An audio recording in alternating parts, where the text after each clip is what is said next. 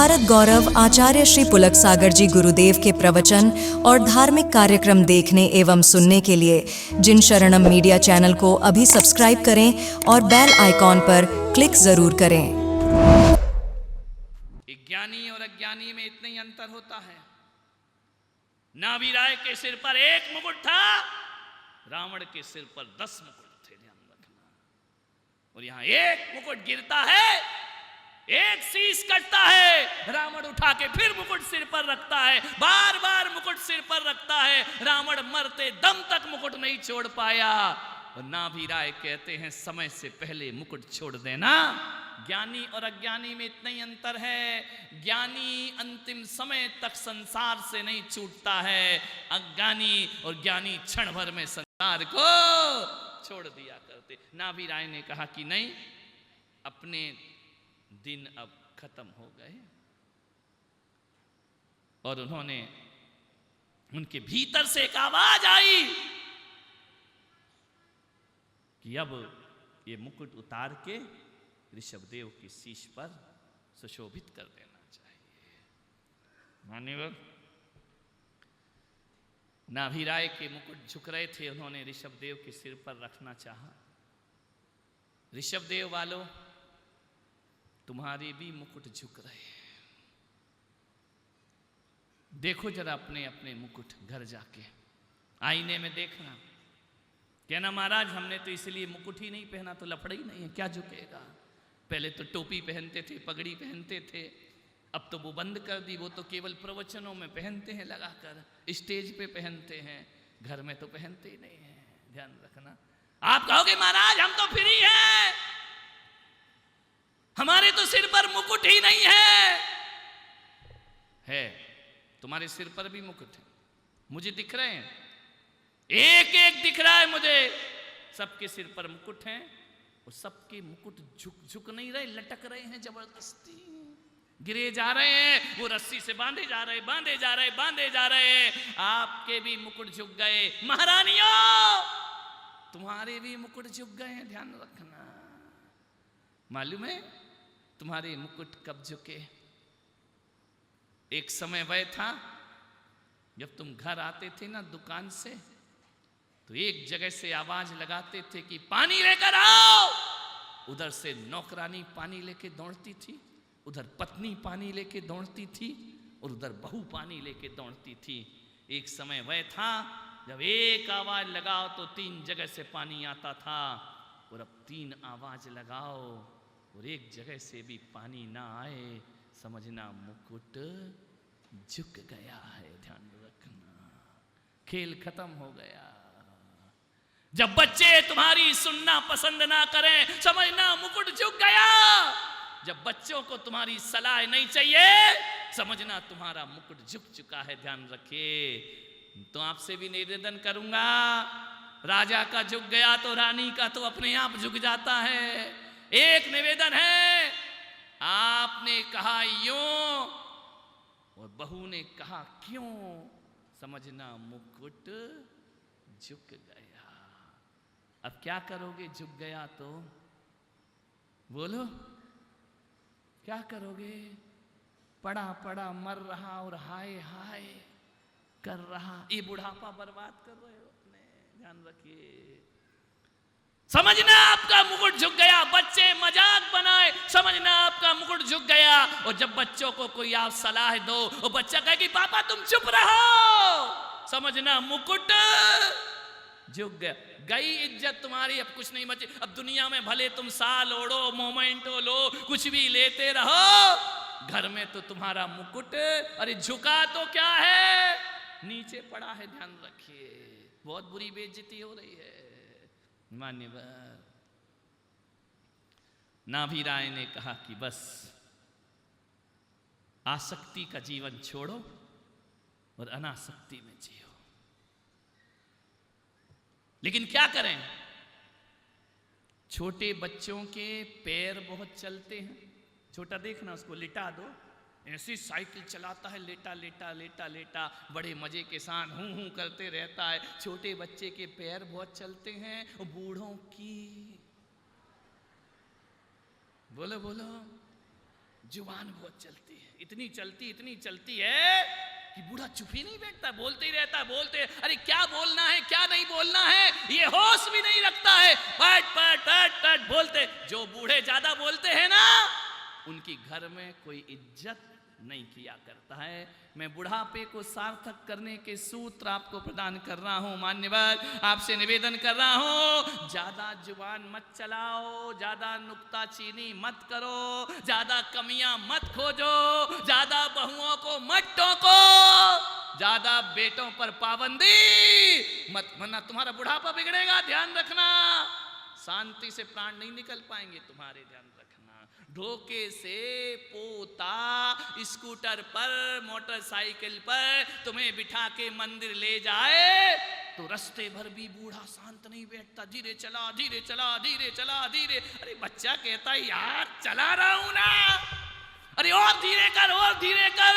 अभी तू मोटरसाइकिल में बैठा है या बैलगाड़ी में बैठा है? ध्यान रखना, धीरे चला धीरे। अरे कितना बोलते हो। बच्चा बोलता आज तो लाया बुढ़ाऊ, कल से आना तू मेरे साथ। ध्यान रखना, कितना बोलते रहते, बड़ बड़ बड़ बड़ पीछे ही पड़े रहते, टोकते ही रहते। बहू ऐसे, कहाँ गई थी?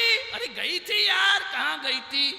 तुम कोई ऑफिसर हो क्या, कहाँ गई थी? ध्यान रखना, 24 घंटे निगरानी, वो बहू तुमसे बहुत जल्दी टूट जाएगी। ध्यान रखना है, किसी के पीछे ज्यादा मत पड़ो, मीन मेख ज्यादा मत निकालो। तूने ऐसा नहीं किया, तूने वैसा नहीं किया, तूने ये नहीं किया, तूने वो नहीं किया, बुढ़ापा बिगड़ेगा। ध्यान रखना, कोई तुम्हें पास बिठाने को तैयार, वाणी से ही जुड़ोगे और वाणी से।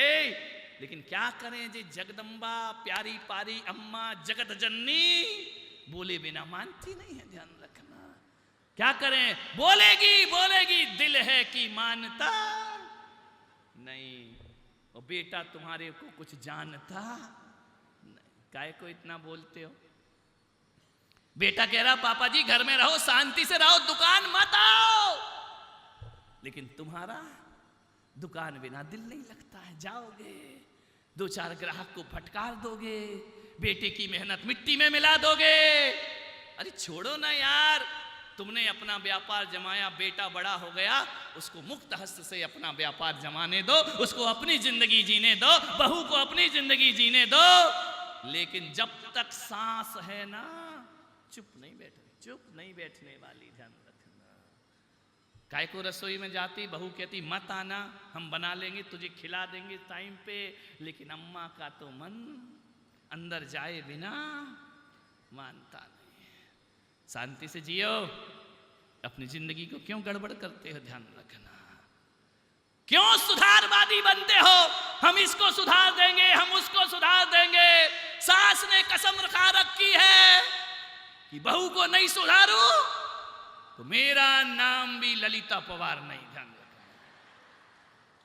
बहू ने भी शान रखी है, तेरी जैसी लाखों देखी, मेरा नाम भी झांसी की रानी लक्ष्मी। मत बनो ललिता पवार, बुढ़ापे में ललिता पवार नहीं, निरूपा राय बनो, जिंदगी प्यार से कट जाएगी तुम्हारी। ध्यान रखना, ज्यादा हस्तक्षेप मत करो, ज्यादा बहुओं को टोक टाक मत करो, वरना मुकुट झुकने में ज्यादा देर नहीं।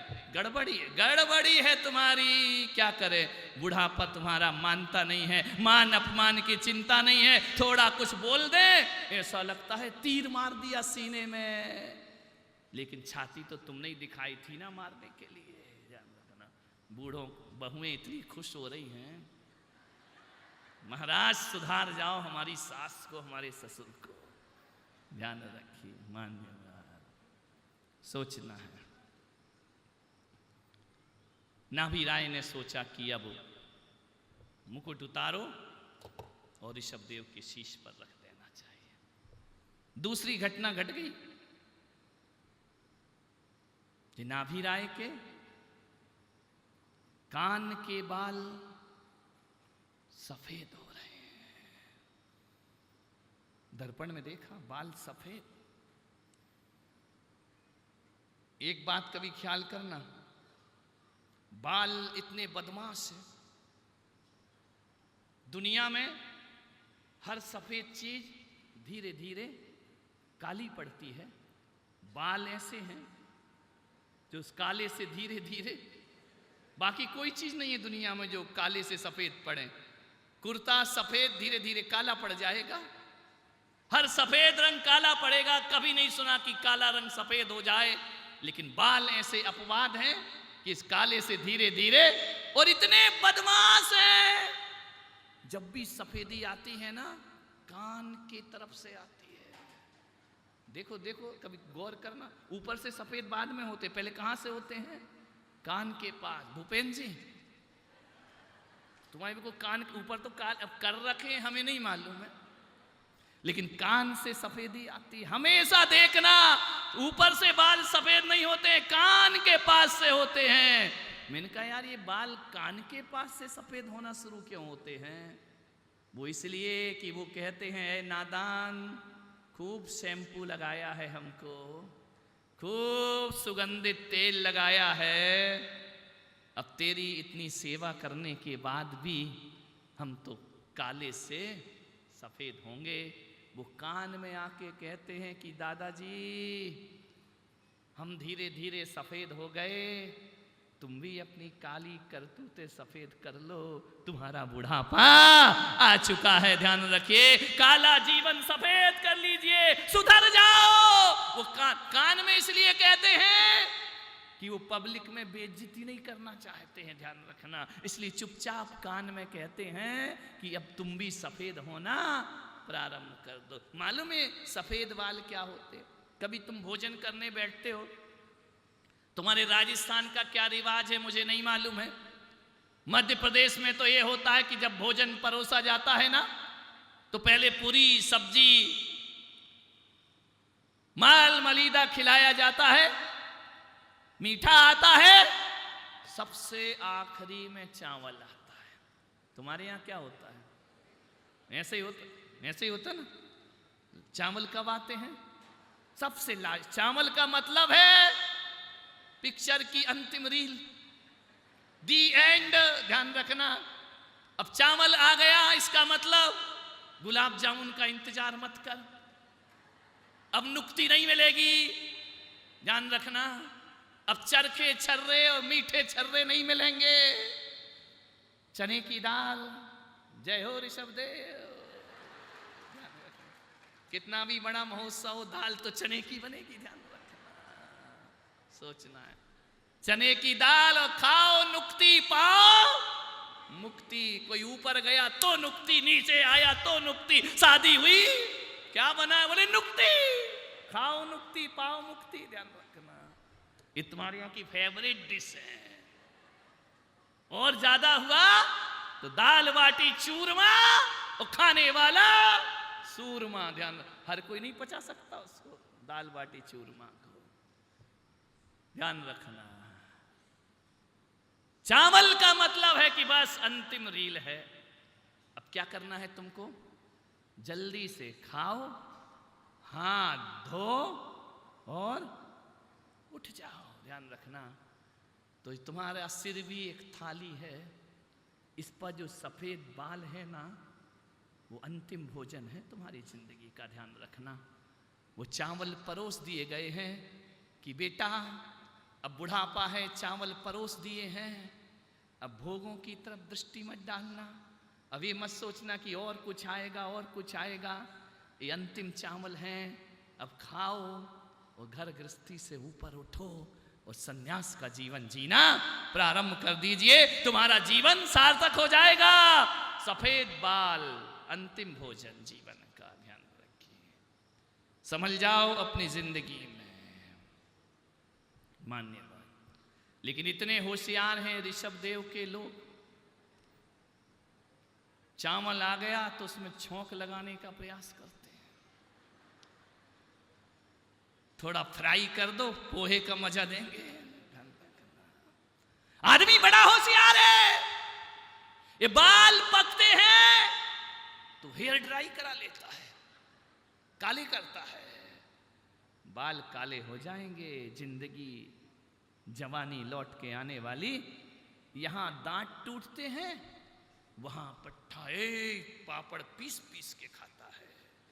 दांत इसलिए टूटे थे कि अब स्वाद मात छोड़ दाल रोटी खाओ और प्रभु के गुण गाओ। नहीं, अभी तो गांठिया भी पीस के खाएगा, दांत ही तो गए, जुबान थोड़ी गिरी है अभी मेरी, ध्यान रखना।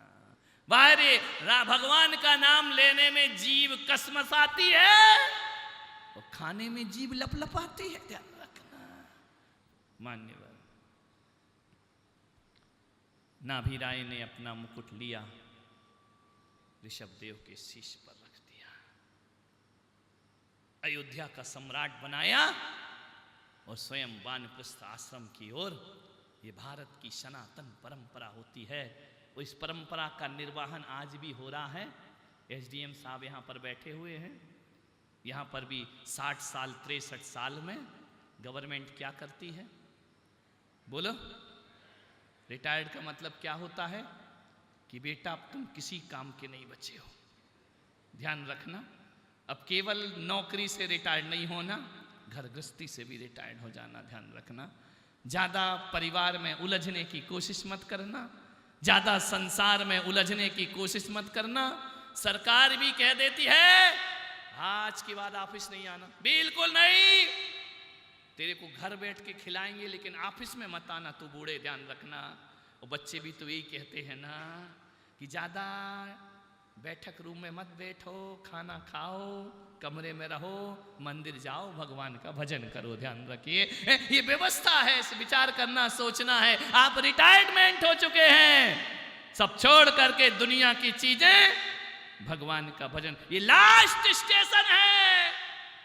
इसके बाद अगला स्टेशन आएगा, वो आपको पता चल जाए कि स्टेशन बस अगला अपना है, तो आप क्या करते हो ट्रेन में? अपना बोरिया बिस्तर समेटना शुरू कर देते हो, बैग उठाओ, बिस्तर उठाओ। बोले क्यों? बोले बस ऋषभदेव के बाद उदयपुर, ध्यान रखना। तैयार हो जाते हो ना? मैं भी आपसे कह रहा हूं, ये जीवन छोड़कर जब अगली स्टेशन पर उतरना है, अपने जीवन की तैयारियां कर लो, पापों को छोड़कर पुण्य में अपना जीवन गुजारना शुरू कर दो, बस समेटना शुरू कर दीजिए। लेकिन क्या करें, पड़ा पड़ा मर रहा और हाय हाय। एक बूढ़ा मर रहा था, ऑक्सीजन लगाए, डॉक्टर ने कह दिया अब तो भगवान जाने। क्या किया उस बूढ़े ने? मेरा बड़ा बेटा कहां है? पिताजी यहीं खड़ा हूं। छोटा बेटा कहां है? सिरहाने खड़ा हूं। मंझला बेटा कहां है? आपके दाएं साइड खड़ा हूं। उस बूढ़े ने ऑक्सीजन निकाल के फेंका। बोले सब कमबख्त यहीं खड़े हो तो दुकान में क्या तुम्हारा बाप बैठा है? ध्यान रखना। मान्यवर सोची, पड़ा पड़ा मर रहा और हाय हाय, अभी भी उसे दुकान ही दिख रही है। आपसे यही निवेदन है कि प्रेम बचपन में मुफ्त में मिलता है। अंतिम बात, प्रेम बचपन में मुफ्त में मिलता है। छोटा बच्चा कोई अनजान भी आए तो खिलाने लगता, बेटा बेटा कैसा है, और मुस्कुरा दो तो और गोद में उठा लेता है। अपने उठाएं तो उठाएं, गैर भी उसे प्रेम देने लगते हैं। बच्चे की वो फितरत होती है। प्रेम बचपन में मुफ्त में मिलता है, और प्रेम जवानी में कमाना पड़ता है, और प्रेम बुढ़ापे में मांगना पड़ता है। मेरे भाई ध्यान रखिए, आपसे निवेदन है ऐसी जिंदगी जियो कि बुढ़ापा सार्थक हो सके।